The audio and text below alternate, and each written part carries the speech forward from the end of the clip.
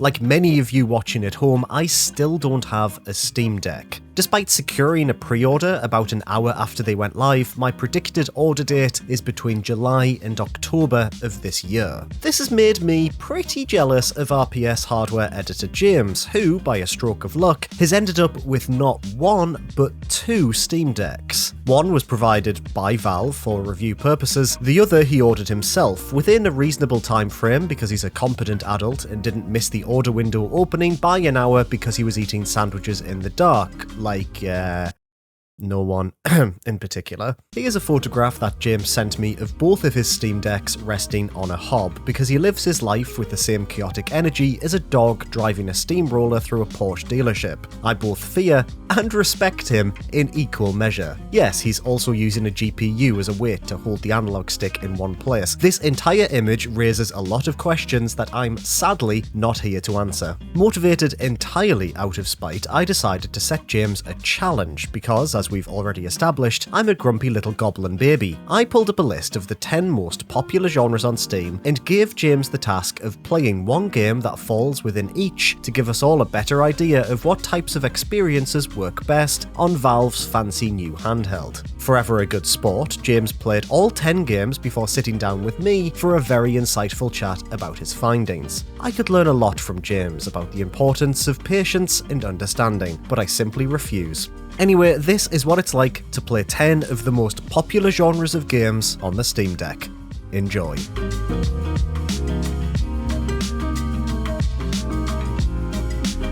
So, James, the first game on this list was a first-person shooter. What game did you choose for this category? For this category, I chose Half-Life 2 for no particular reason other than it's Valve console. I thought maybe like the quintessential Valve FPS might be a good one. Absolutely. I'm not a natural thumbstick user. Okay. I have no natural kind of affinity for the little trackpads either. I'm trying to learn them. It's not going that well. So I'd probably be reticent to play like the really, really, really competitive like multiplayer FPSs on this. Like Half-Life 2 is fine because you can just take it at your own pace. Obviously that doesn't apply to anyone. Like I'm sure most people don't have my complete lack of muscle memory for playing with sticks. Mm-hmm. You might find FPSs suit Steam Deck quite well. But yeah, other than that, like it's perfectly fine. I've played a few other FPSs on there, and it's also been fine. The rear buttons on the deck are particularly good for FPS games. Okay. Because you can map them to do things that you'd normally have the right side thumb buttons do. X, Y, A, B, and that saves you having to take your thumb off the right thumbstick, so you can crouch and jump and reload, etc., while still manipulate. While still aiming, essentially. Yeah. You'd have to take your thumb off the pad, which in the rare instances where I played an FPS game on a conventional gamepad, that's always been like kind of the drawback, right, from playing with mouse and keyboard, because with mouse and keyboard you can constantly, flicking around, and you can do that now with the back buttons. That's nice. That does sound like it makes playing these games much, much easier. Performance-wise, it's all fine. I mean, Half-Life 2 runs impeccably, as you'd probably expect, given it's how old is it now? God, 18 years old? Yeah, I think it's 2004, right? Yeah. How is it playing at handheld? I mean, it's a game that's never come to handheld consoles before. I mean, it's other than the resolution, like obviously being a lot lower than what you'd get on a monitor. Yeah, it's indistinguishable. Like you'd have to lower the settings at all, and it runs perfectly stable on 60 FPS. Nice. Yeah, like you say though, as you'd expect for an 18-year-old game, right? Yeah. So the next genre I gave you was third-person action adventure, and I think you've picked a game that is a personal favorite of yours, right? I have picked a personal favorite. It is Horizon Zero Dawn, and it is all fine. So it's not the best running game on Steam Deck. If you use the original setting, which is kind of like matches the original PS4 quality, it's about like 30 FPS, maybe a little over 30 FPS on average. So it's not like super slick like the older Half-Life 2 etc. games are. Yeah. Like control-wise, it's really good because obviously it was designed for originally to be played on a console with a gamepad, as a lot of third-person action adventures are. And yeah, because it doesn't require like so much twitch aiming, it's also like more comfortable for me to play with the thumbsticks or the trackpad. And like similarly, like God of War is all fine, Elden Ring's all fine, although I'm bad at that too.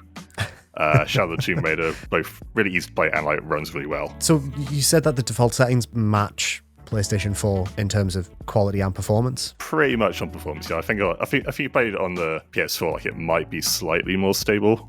I mean, considering it's a handheld, I think that's not bad. Yeah, it's what I was about to say. I think the fact that it's even close to visual parity and performance parity to a console and it's a handheld device is kind of amazing. So, you can sit here and say, yeah, you can play Horizon Zero Dawn, a PlayStation 4 game from 5 years ago, on the bus. So next we have a 2D platformer. So I chose Super Meat Boy for this. What a game. What a game. I haven't played this in a while. Anyone watching the footage right now will probably be able to tell. This, and I think like pretty much all 2D platformers, are going to be just really good for the Steam Deck. It's, it's well-suited to controls. They're all going to run well. You don't need a massive high frame rate for this, so you can limit it to 30 FPS if you want, and then that will in turn help the battery life.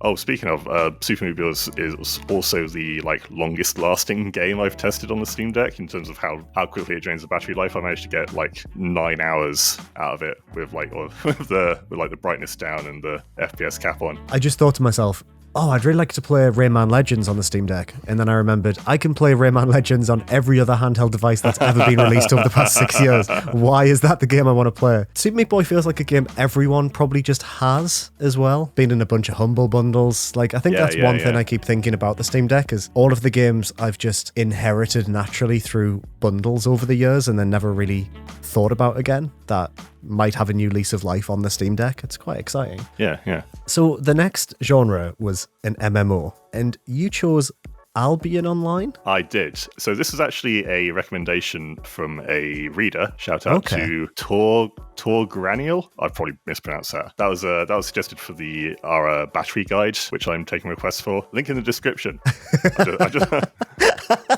Just making Liam add links.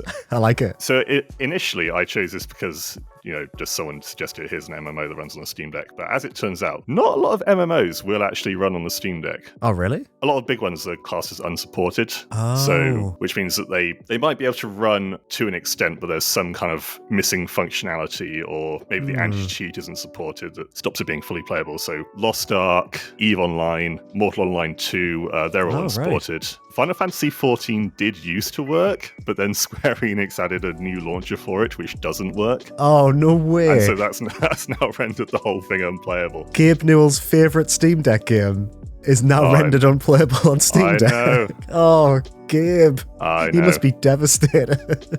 So Albion Online, maybe the best of the rest? I don't know. I've never even heard of it. It is, to be fair, it is a really good example, I think, of an MMO running on the Steam Deck. It's got full controller / thumbstick support. Nice. If you don't want to use a trackpad or the touchscreen, which you can also do. The only trouble I had, and you can probably see this in the footage, it's a bit tricky to get. You do need very pixel accurate left clicks to do a basic auto attack on an enemy. Oh, right. Which I struggled to do a bit with the trackpad and sometimes had to poke at the touchscreen instead to get it. But other than that, it works quite seamlessly.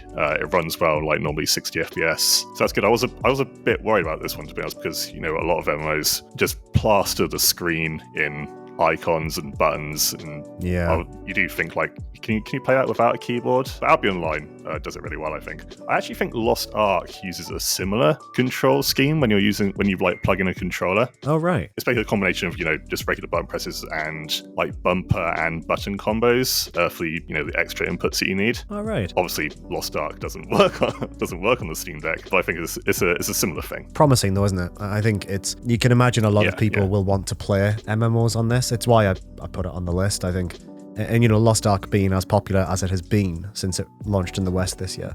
Yeah. If they give that Steam Deck support, I can imagine the fact that it works with controllers being a benefit. Yeah, well, the thing with these compatibility issues is they're not necessarily going to stop it working forever. Especially anti-cheat, stuff like that can potentially get fixed or changed so that the games just run normally on the Steam Deck. Next up, we have JRPG. What did you choose for JRPG? So I chose Final Fantasy 15 for this. Just as a precursor, I know JRPG can cover a lot of different things, not just Final Fantasy games. That said, I will wantonly generalize them by saying they're generally made for consoles first, the upshot of which is you will get a lot of JRPGs with really good controller support and not overly demanding graphics, which are both good for the Steam Deck. Yep. And Final Fantasy 15 works pretty much flawlessly, as far as I can tell. I played for a few hours, didn't have any issues whatsoever, other than like maybe slightly low performance, but still like above 30 FPS. I mean, it looked like it ran as good, if not a little bit better, than it did when I played it on PS4 in 2016. Okay. So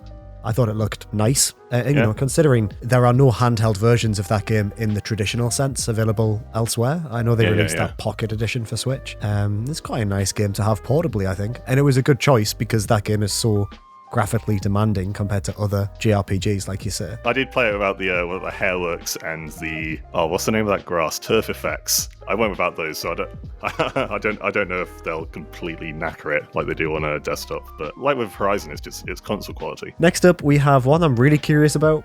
It's open world. Right. So again, this covers a lot of different things. The footage you're seeing is of Fallout 4, just because that's one of the open world games I've played the most. Again, like it works fine. Yeah. Again, it's a game designed not necessarily like just for consoles, but with consoles in mind. So all the controls work. It runs fine. There's no like compatibility issues. And the other games I tried were GTA 5, which also works fine and actually runs really well. Oh wow, okay. Well, it does. It defaults to like the lowest settings, but with those, like it's a pretty good 60 FPS. Skyrim as well, very obviously very similar to Fallout 4, runs about the same, kind of like that 30 to 40 FPS range. And then Horizon Zero Dawn, also technically open world. So yeah, like all fine. It's all good in the world of open world games that I know of. This is the problem with doing this by genre, right? Yeah.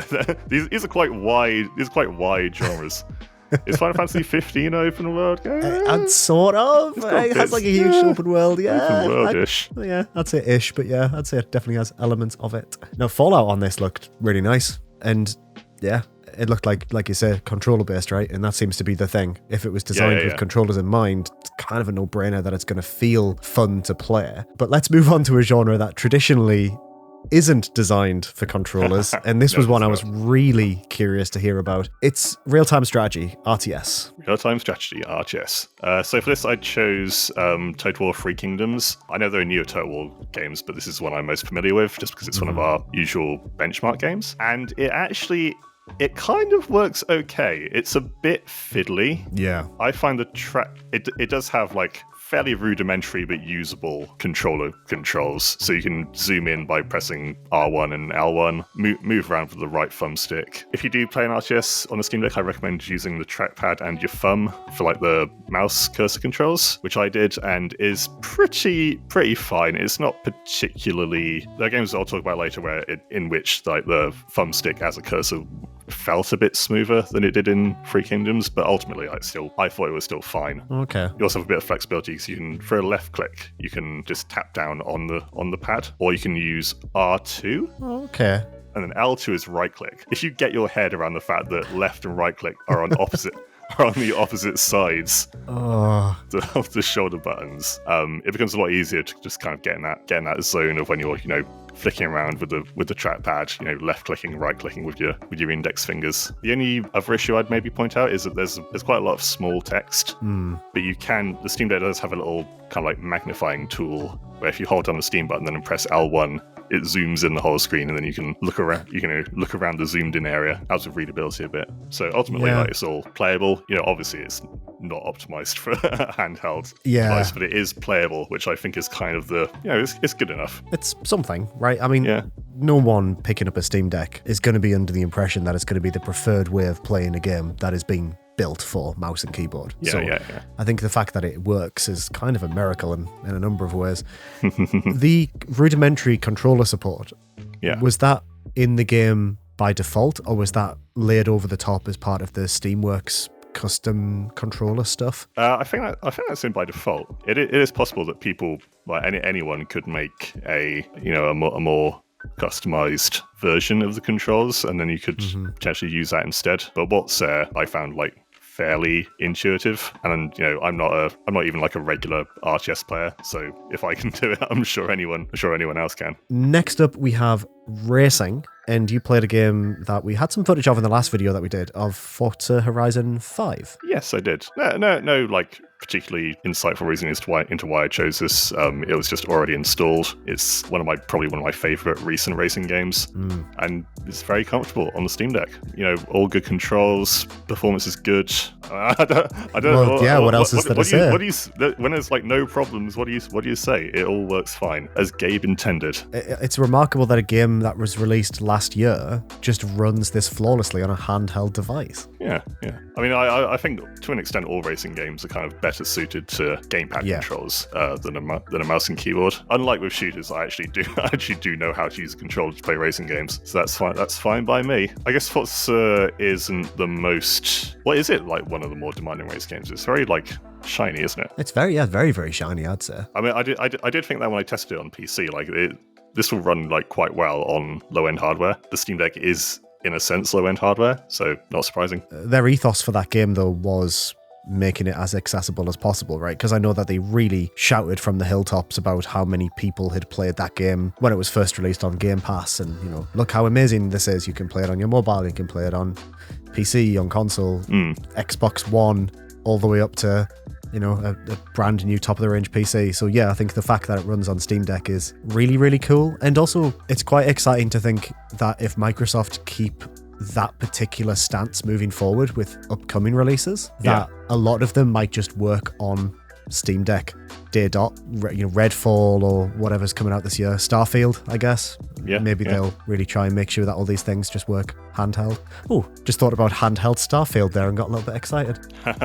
Second to last genre I gave you to play was City Builder, which I think you mentioned you don't have much experience with. Is that right? No, it's been like a good few years since I seriously played a City Builder game. I think it's one of the Sim Cities. I can't even remember what it was. So for this I chose Tropico 6 just because I'm a bit familiar with Tropico 5 from a previous work engagement I had. It's a bit of an odd one because it does have like quite good controller support, like much better than you'd expect for a city builder, with all like the correct on-screen prompts. So if it wants you to press the X button, it will have an X button on it. That said, there's probably a lot of times where it's maybe quicker and or easier to just use a touchscreen, like just poke the thing you want. Also, I wasn't getting any sound.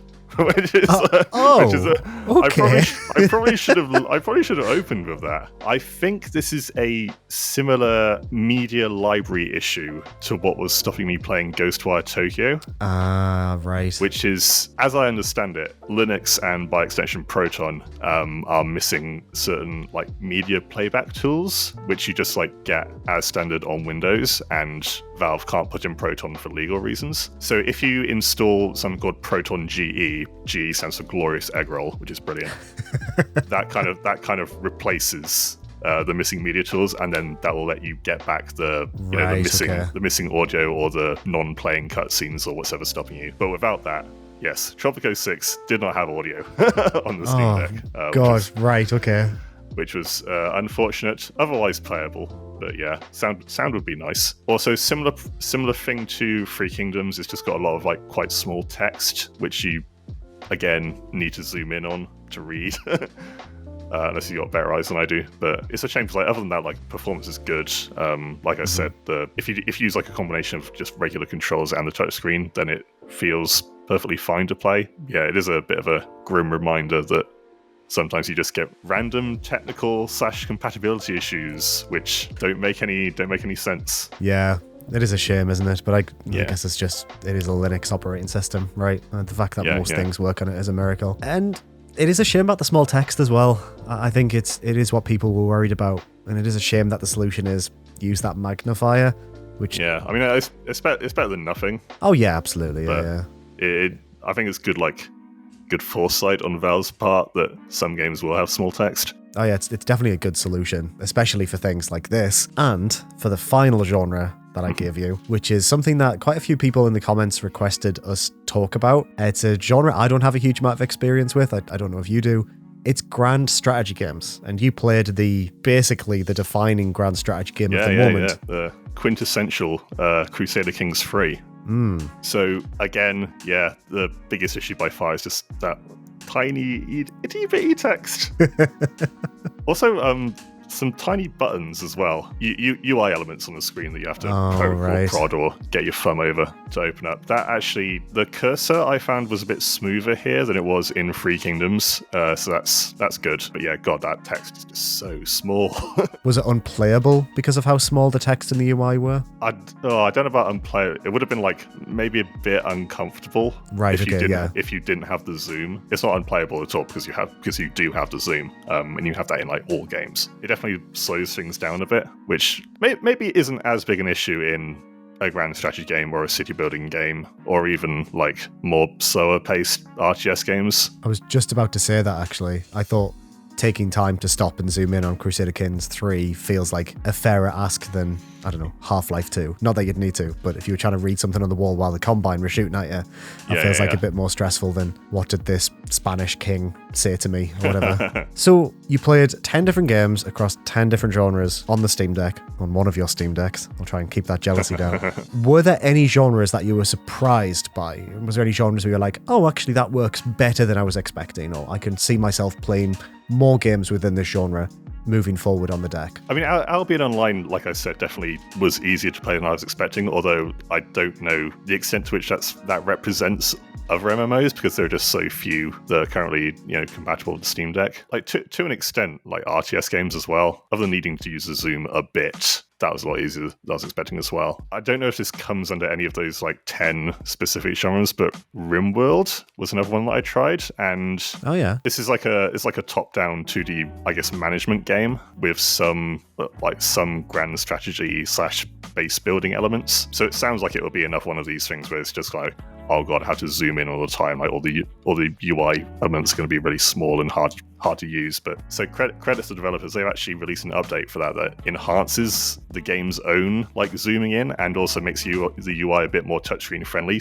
And they did that specifically for the Steam Deck. It would be amazing if, other developers, just as an option, obviously, to have a kind of more deck optimized UI. I guess that will depend on how popular the Steam Deck is and if it's actually worth developers' time. Because I don't think it, like, even Valve haven't gone through like all their games and, tweak them to be better for the deck. I'll have to see how that goes. But yeah, that's another example of a game that's like, you think it might not necessarily work that well, but then it does. It actually works really well. Oh, that sounds really cool. And it's nice that they put the effort in, because it's not an easy thing to do, like you say. So the fact that it's there is kind of amazing. Yeah, I really like the idea of playing things like RimWorld on the deck. So it's really pleasing to hear that if you want to, you can. Yeah. A big thank you to James for joining me for this video. I literally couldn't have made it without him. Also, an equally large thank you to you, lovely viewer, for watching this video all the way to the end with your eyes. For more Steam Deck stuff, make sure to stick around here at Rock Paper Shotgun. I'll see you very soon indeed.